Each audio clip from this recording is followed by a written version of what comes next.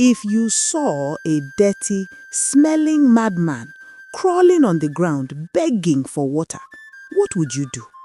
Would you run away? Would you cover your nose? Or would you stop to help him? In the village of Umuweri, a man appeared one morning. He had sores on his legs. He smelled like a dead goat. He was the kind of person nobody wanted to look at. But this man was hiding a secret that would shake the entire kingdom. Underneath the dirt was royal skin. Underneath the rags was the crown prince. He was looking for a wife, but he didn't want a woman who loved his money. He wanted a woman who would be kind to him even if he wasn't a prince, one who could love him beyond his wealth. Welcome to Debbie's Story Time. Please be part of our community by subscribing. Prince Kenechukwu had everything a man could want. He was tall, he was strong, and he was richer than the state bank. Every maiden in the land wanted to marry him. Every morning, women lined up at the palace gate, bringing gifts, dancing, and trying to catch his eye. But the prince was lonely. Why? Because he knew the truth. They didn't see him. One evening, he sat with his father, the king. "Father," Kenechukwu said, "I am tired. These women, their smiles are fake. If I lost all my money today, would they still smile at me tomorrow?" The king laughed. "My son, love and money are brothers. You cannot separate them." "I will prove you wrong," the prince vowed. "I will find a diamond in the dust. I will find a lady who would be kind to me even without the riches and the crown." That night, the prince made a dangerous plan. He called the royal makeup artist. "Make me ugly," he commanded. "Make me look like a curse." The makeup artist did her job very well, and by the time she was done, the prince looked like a diseased person. The next morning, the prince, as a madman, entered the village. He was terrifying. His hair was matted with mud. One of his legs was wrapped in a dirty bandage that looked like it was rotting. He walked with a limp, dragging his foot. Scrape, scrape, scrape. The villagers ran away. "Madman, go away!" the sellers shouted, throwing stones at him.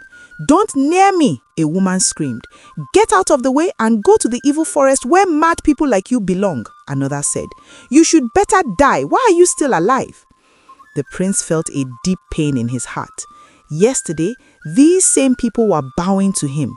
Today, because he looked poor and mad, they treated him like an animal. He dragged himself to the village stream. He was truly thirsty now. He had walked the market searching for who will show him kindness, not minding his physical appearance. The sun was hot and his disguise was heavy. He sat by the water, waiting for the maidens who came to fetch water daily. First came Adaeze. Adaeze was the daughter of the richest chief in the village. She was beautiful, yes.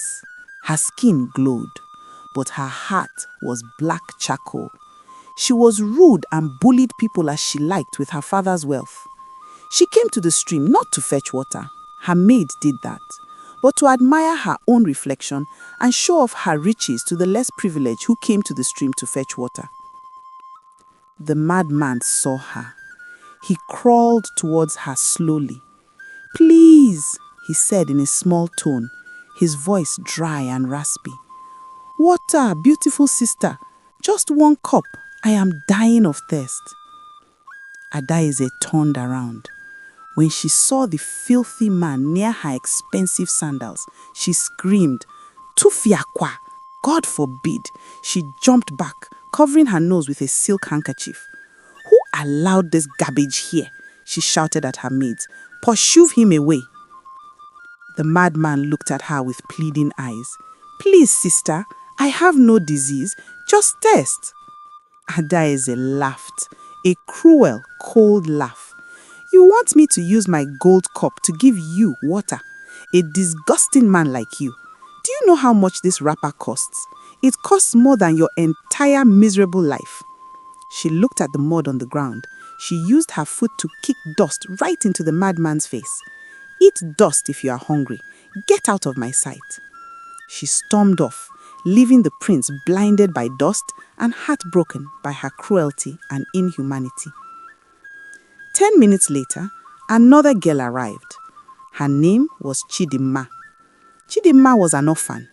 She lived with her wicked uncle who made her work from sunrise to sunset.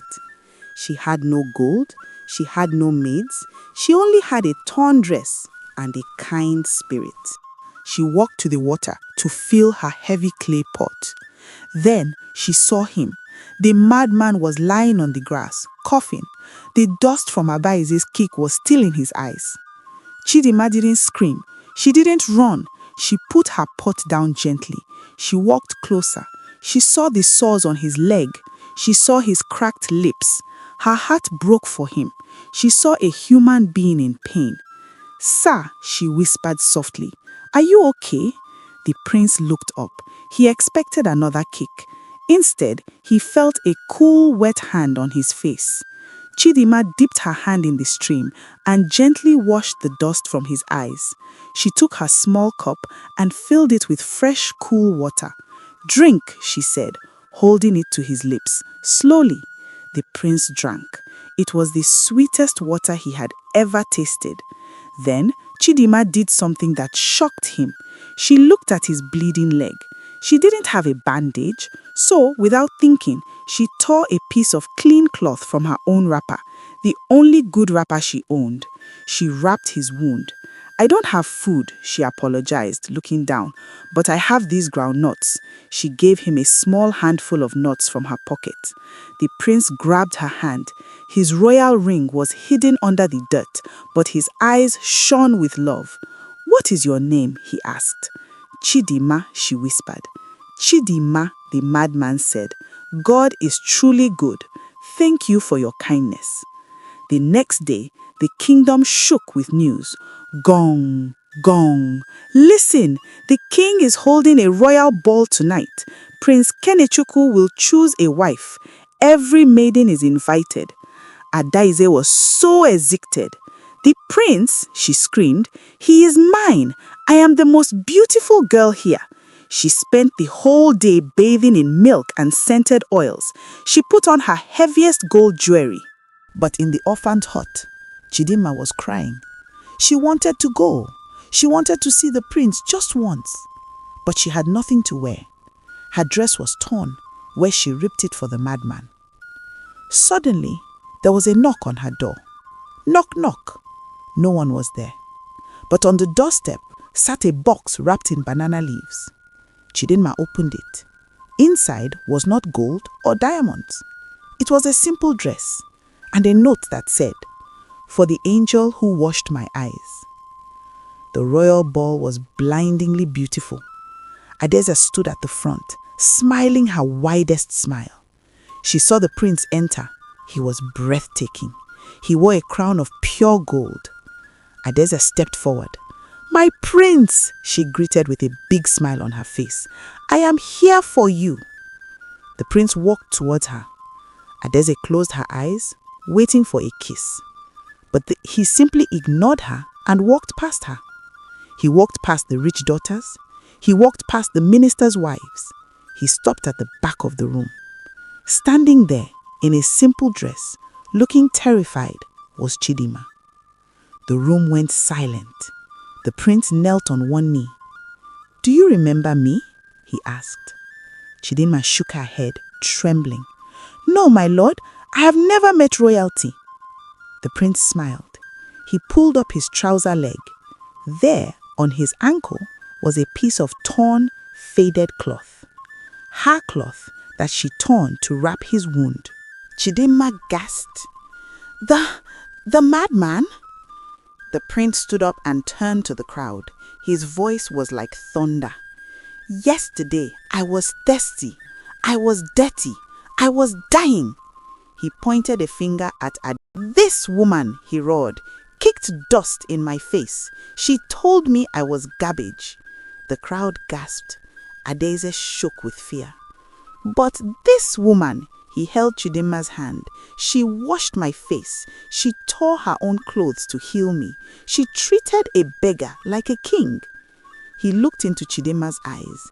You crowned me with kindness when I had nothing. Now allow me to crown you with gold." He placed a diamond ring on her finger. "Chidimma, will you marry me?" Chidimma cried, but this time they were tears of joy. "Yes," she whispered, "yes." And so the orphan became a queen. As for Adaeze, she learned the hard way that you can be beautiful on the outside, but if your heart is rotten, you are uglier than any sore. My wonderful viewers, please be kind to strangers. You never know when you are entertaining an angel or a king. Kindness is a virtue everyone should have. Shun inhumanity and wickedness. Please share with us in the comment section what you learned from this story. Thanks for watching. Bye and see you in our next video.